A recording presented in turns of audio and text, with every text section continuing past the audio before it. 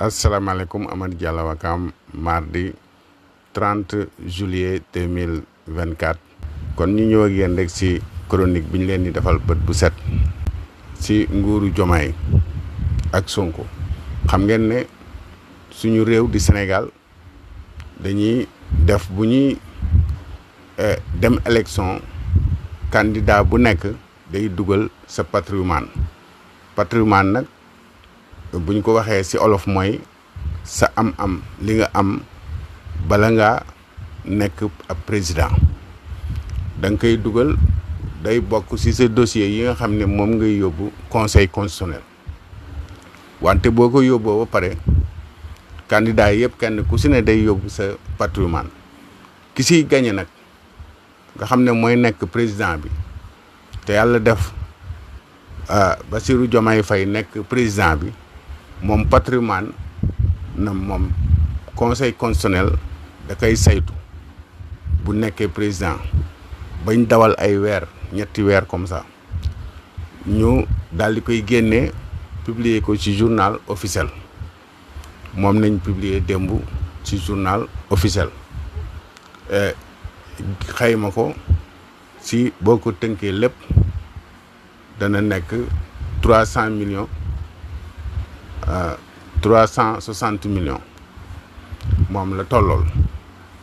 ak benn kër benn oto ak ay terrain yoo xam ne ay tool la maanaam kon ñu jàpp ne kii di suñu président bi di Bassirou Diomaye Faye nekkul ab milliardaire te pourtant lii wane na ne la mu am méngoo na ak la mu doon liggéey parce que inspecteur des impôts la mënoon naa am sa lu ëpp lii bu fekkoon ne dañ koy gar waaye lii wane na ne du ku ñuy gar ndax poste boobu mu nekkoon poste la boo xam ne buntu alal la ku si liggéey 15 ans waroon nga am lu ëpp lii waaye liggéey si ba pare am sa kër gu yemamaay amoo sa lu mat alors 1 milliard amoo sa lu mat genn wàllu milliard sa alal buñ ko xayma kon kooku wane na ne kii ci lim ñu indil muy jubal ak jubanti loolu dafa nekk ci moom avant muy nekk président kon nag lii dafa convaincre Sénégalais yi ba pare itam mu teg ci xamle li nga xamante ni moom lay fayeeku ci salaire u président te matul 5 millions li mu siy fayeeku mu ngi toll ci 4 millions 850 moom lay jot weeru jot comme salaire bokkul la nag caisse noire bi kooku loolu leneen la kon loolu c'est la première fois sax ñu leeral ko ci ab patrimoine pour président kon nag lii day wane ne ñi doon wax naan di yàkkamti temps yi yëpp da ngay dégg ay nit di wax naan président bi nañ publier li nga xamante ni moom mooy patrimoine am nañ ko publier parce que jàppoon nañ ne buñ ko publier comme inspecteur des impôts la dana nekk ay milliards bu ko defee ñu def ci ay débat yu bëree bëri mais gis naa ne biñ ko publier démb ba léegi débat bi defe naa ne sorewul noonu parce que gis nañ ne alal jëse màcce kat lu mu mën a am la si liggéeyam mën na ko see am te dafa normal kon gis nañ loolu débat bi bëriwul gis ngeen journaux yi sa titré nañ ko wante defe naa ne débat bi doon na gën a bëri bu nekkoon ni milliard waaye dafa normal loolu nag day wane ne kii tey jii def lii moom bés buy génn itam dana publier waat na mu ko defe woon dana ko defewaat ne nii laa génnee ci bi ma nekkee président ba pare kon loolu nit ñi am nañ ci yaakaar parce que ci jub gi nga xamante ci moom la nekk kon nag bala ñu see sori sax ñu dëgtal leen li nga xamante ni noonu la ko conseil constitutionnel publié ci journal officiel ñu liiral leen ko ci journaliste yi ngeen dégg ndaxte tungu ne du teew ñuy nataal buñ ko liiree ba pare ba ñu faram-fàccee lépp loo xamante ni moom la déclaré comme patrimoine am te ñu def ko ci journal officiel bi ñu liiral leen ko ba pare nag si kàllaamay kocc di olof bu ko defee ñu continuer waxtaan bi ay ca la 360 millions la ñetti téeméeri millions ak juróom-benn fukk bu ñu xaymaa lépp këram gi nekk Mermoz ak bagage yi mu am yëpp am na ñaari bor nag ci ñaari banque benn oto la am benn kër loolu nag waa conseil constitutionnel ñoom ñoo ko génne nee na am na bor boo xam ne nag toll na ci fanweeri million bu mu ameel ñaari banque kon conseil constitutionnel siiwal ko gannaaw moom ci boppam bi mu defee déclaration de patrimoine Abdourahmane Diallo. conseil constitutionnel daal na siiwal li nga xam ni loolu la njiitu réew mi daal di yor ci alal ci journal officiel 25 juillet 2024 wax nañu lépp li nga xam ni Bassirou Diomaye Faye am na ko njiitu réew bi ñetti compte bancaire la daal di am benn compte courant bu UBA moom fay am lu ëpp juróom-ñaari million ñaari compte ci BICIS beneen bi épargne la 2690 francs la fa yor beneen compte courant bi lu ëpp fukk ak ñeenti millions ñoo fa nekk Bassirou Diomaye Faye nag am na ñaari bor yi nga xam ni am na ko tamit ci ay banques yu mel ni BICIS 8 millions la fa ameel bor dal na fay ba desee ko 6 millions ak li tegu ci UBA foofu tamit am na fa 30 millions wu bor daan na fay lu toll ak juróom-benn million njiitu réew mi nag di xamle ni benn kër la daal di am mu tabax ko ci 200 mètres carrés kër googu nag ci Mermoz la nekk parcelle bi mu ngi koy am syndicat impôt ñoo ko daal di jox loolu buñ ko xaymaa 140 millions la terrain bi di jar tabax bi moom 134 millions ak li tegu la Diomaye di xamle ni tamit am na ñetti terrain benn bi ci Njaga Ñaaw ci atum 2017 ñetti millions la ko jëndee ñeenti hectares ak li teg ci Sandiara mu ngi koy jëndee 15 millions mu def ci investissement bi nga xam ni toll na ci 29 millions ak beneen bi nga xam ne 202 mètres carrés la ci Kër Moussa ci fu ñuy wooyee Daral Pël 2 mu ngi koy jëndee ay jamono 700 000 maanaam ci atum 2009 waaye tey jii buñ ko xaymaa terrain boobu jar na ci lu toll ak 1,7 million ki fi nekkoon secrétaire général bu Pastef di xamle ni benn oto la daal di am marque Ford Explorer Platinum mu ngi koy am ci atum 2022 mu jëndee ko ci lu toll ak 19 millions tey jii bu ñu xaymaa lépp li nga xam ni Bassirou Diomaye Faye yor na ko balaa muy falu ëpp na 360 millions de francs CFA ci li nga xam ni tamit amel na ko bor maanaam ñaari banques yi boo ko xaymaa ëpp na fanweeri millions. jërëjëf Abdourahmane Diallo nee na du nit kuy dajale mu des nag bis buy wàcc ñu xam nag lu ci tegee wi ci biir président de la république Bassirou Diomaye Faye document bi nag daanaka mi ngi ci site yëpp wër réseaux sociaux yi waaye li gën a nag indi débat bi mooy salaire bi nga xam ni fësal nañ ko ci toll ci lu ëpp tuuti 4 850 000 loolu la njiitu réew mi di fayeeku weer wu nekk di avancé bu mag buñ sukkandikoo ci internet yu bëri ñu xam salaire président bi accident mortel ba am ca Kébémer. waaw kon muy lu am solo ngeen dégg ko li gën a am solo mooy ñu publier salaire président lañ koy fay ci jamono yi ñu toll nga xam ne matul juróomi million mën nañ ne directeur généraux yi sa ñoo ko ëpp salaire parce que ñooñu da ñuy fayeeku sa ay 14 millions mais moom en tant que président mu ngay fayeeku 4 millions 850 te fas yéene nag bu fiy jógee mu publier waat patrimoine bi muy génnee ci présidence bi comme ni mu ko defee nii wax na ko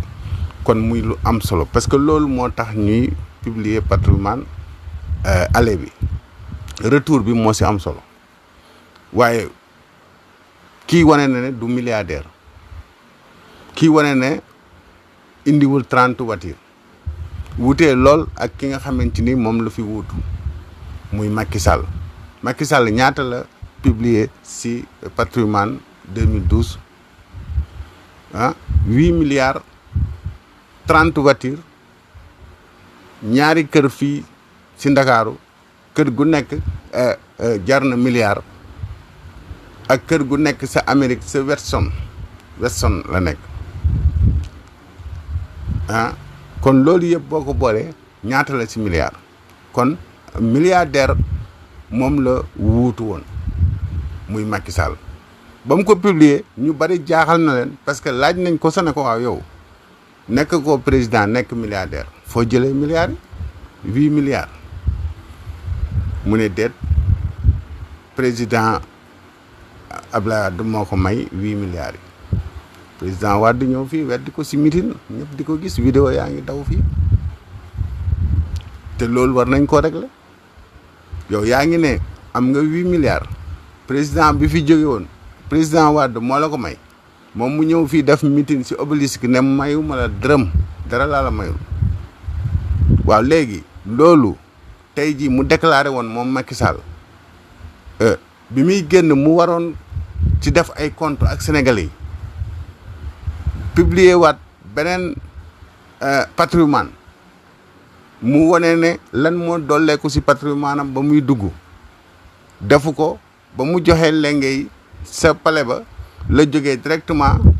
dem aéroport ñettal escalier yi ku nekk gis na ko vidéo yooyu ni mu doon ñoqetee escalier yi pour dem defe naa ne ku ko gisoon xam ne am na lu mu def kon moom si patrimoine bi rek buñ ko si téye woon ne ko bala ngaa dem publier waatal sa patrimoine ba nga publier woon na nga ko publier waat ñu xool lan moo si dolleeku ak 8 milliards ya nga waxoon ne président Wade la ko may te mu ne woon mayu la ko nga régler ko ak sénégalais yi buñ ko waxoon loolu rek moom du fi jógee loolu la xamoon sans compter nag yeneen crimes yu mu def ay haute trahison ay crime de sang crime économique lépp Macky Sall def na ko daal di daw ñuqeti li nga xamante ci moom mooy escalier avion yi daw na fes dem yoonam tey ji ñu jël suñu alal def ko ay palais fële sa Maroc jënd si jet privé boo xamante ni di si doxantu si àdduna bi loolu dama ne warul la am te war nañ ko def moom mandat d'arrêt international lu mu gaaw mu ñëw régler règlement yi nga xamante ni régler ay comptam ak sénégalais yi parce que mënut a yor sénégalais yi pendant 12 ans si ay contre-vérité si ay dolécratie si dictatorial ci lépp loo xamante ni métti la téye opposants yi di leen tëj guddi ak bëccëg dem ba tëj 1062 personnes si benn parti tey mu jógee fi dem war a nekk si jàmmam fële si Maroc loolu warta mën a nekk Macky Sall dañ ko war a indi immédiatement waaw parce que patrimoine bi mu publier woon aller retour bi da ko war a publier waat bu fekkente ne boo ñëwee nekk président boo koy bëgg a nekk rek si ngay publier sa patrimoine bés booy dem doo publier dara da ngay taxañ li nga am rek daal ne fees dem kon kay jaratul ñuy publier ay patrimoine parce que patrimoine boo ko publier aller bi li si gën a am solo mooy retour bi ñu xam li nga am si retour bi parce que boo gisee ñu la koy laaj aller bi ndax fa nga jëm dafa bari alalu askan wi ñoo fa ne te fa nga jëm te boo fa demee da ngay am sañ-sañu def lépp kon nag bu li siy gën a am solo buñ la waxee aller bi publier ko ba nga publier na man avant may nekk président lii laa am boo nekkee président ba pare bu dee benn mandat nga am bu dee 2 mandat nga am booy dem da nga war a publier waat na nga ko defee woon wane ne ba may dugg kat lii laa amoon lii moo si tegu loolu moo tax ñuy def patrimoine mais bu fekkee loolu du am retour bi du mën a am kon kay jarul aller bi di am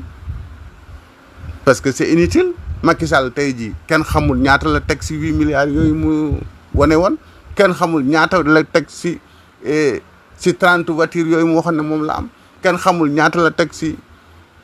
ñaari kër si Ndakaaru ak beneen kër sa Weston Amérique kenn xamul ñaata kër la si teg kon léegi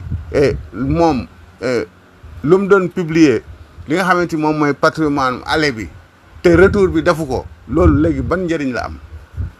c'est ça le problème ba pare nag dara tegu si itam Macky Sall nekkoon koo xam ne dafay gaspiller alalu askan wi li koy wane rek mooy budget bi mujj bi mu wotelu bàyyi ko fi te muy budget 2024 bii nga xam ne ba léegi si la nguuru Diomaye ak Sonko si lañ sukkandiku di ko doxal parce que amaguñ budget dëgguñu seen budget boobu Macky Sall da doon fëgg dënnam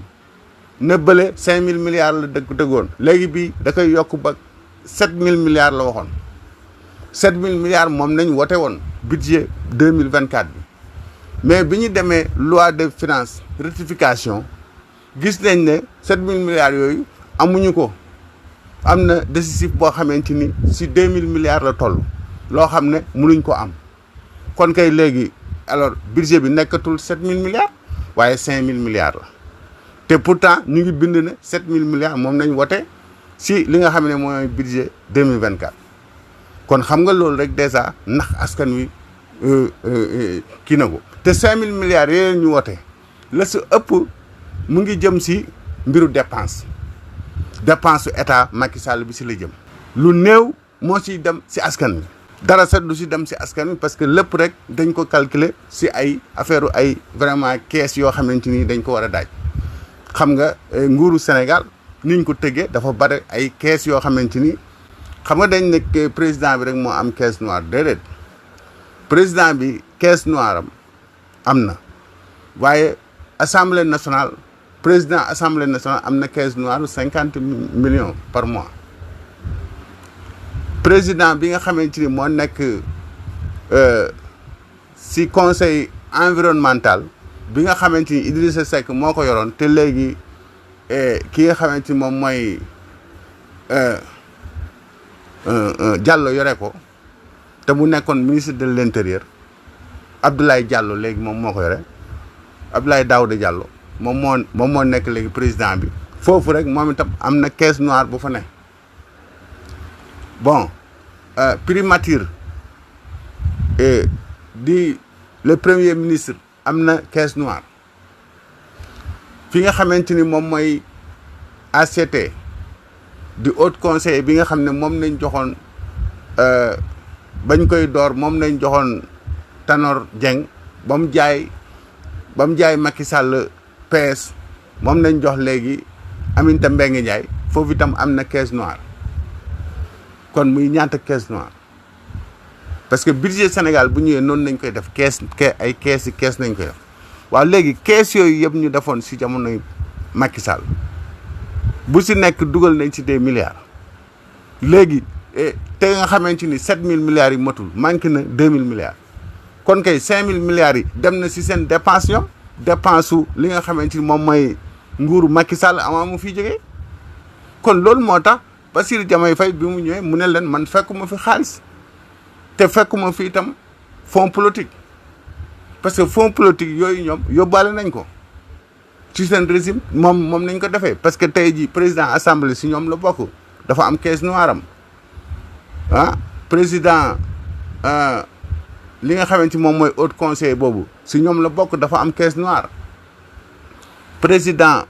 Abdoulaye Daouda Diallo te mu yore li nga xamante ni moom mooy conseil environnemental bi nga xam ne Idriss Seck moo ko yoroon moom itam dafa am caisse noire ñoom léegi kon léegi régime moom léegi am na ñaata caisse noire agum ñetti caisse noire yoo xam ne mu ngi koy wër waaw bu si nekk ñu ñuuxal la si ay milliards kon kay léegi la nga xamante ni kii wax na ko muy président Diomaye Faye wax na ko dëgg la parce que li mu fi fekk yëpp ñoom pàccoo nañ ko si seen i caisse noire ba pare te li nga xam ne mooy budget 7000 milliards yi matul dañ ko wax nii rek waaye lañ ci am mooy 5000 milliards moom nañ mën a am te loolu yëpp sa amaguñ ko lépp kon loolu nag moo tax bi nga xamante ni Diomaye Faye ñëw na nguuru Diomaye ak Sonko ñëw na ñu donn li nga xamante ni moom mooy loolu mais motu leen dara parce que ñoom séddoon nañ ko si seen i caisse noire ba pare c'est ça le problème te aussi xaalis ba motul bu fekkoon ne mot na 7000 milliards nga ne wa mais manqué na 2000 milliards ñaari junniy milliards yoo xam ne duggul si budget 2024 bi parce que mënuñu koo am xam nga te loolu noonu catastrophe la kon tey jii li nga xamante ni moom la Diomaye ak Sonko donn comme li nga xamante ni mooy ndesitu budget 2024 bi te ñu war see doxal Sénégal dafa tuuti kon kuy wax naan nañ def lii nañ def la moo tax may leen ñoom amuñu dépense boo xam ne jox nañ leen ko parce que amaguñ budget pour ñu am budget fi mu nekk nii mën a doxal dëgg il faut 2025 il faut 2024 moom mënuñ si def dara il faut 2025 ñu mën a am bon budget plein boo xam ne ñoo koy tëggal seen bopp xam niñ koy gérer mais budget bi déjà caxatee nañ ko ba pare Macky Sall jël na caisse noire am dem ak moom ñeneen ñi ñu ngi uuf seen caisse noire caxatee nañ ko li si des mooy lan ay impôts yu duggagul ak yooyu si la Bassirou Diomaye Faye di jongale ak yi nga xamante ni ameel nañ leen ko ñu ko alors si yooyu lay jéem a gérer li nga xamante mooy réew mi kon nag il faut ñu may ko temps coow li bari na ay dëkk bi doxul ay nangam yooyu yëpp ay waxu caaxaan la parce que ki tax dëkk bi doxul xam ngeen ko mu ñettal avion ay escalier avion ba dem yoonam ngeen di ko xool léegi nag ngeen bëgg a daanu si Bassirou Diomaye Faye ak ki nga xamante mooy Sonko ñëw war a jubal jubbanti ngeen bëgg ko alors gêner si ay wax yoo xam ne dara taxawu si kon nag ñun du ñu def lu may nekk si seen wet ak solution ànd ak Diomaye ak Sonko liggéey Sénégal di leen jaajëfal baax di leen wax ne leen bon mardi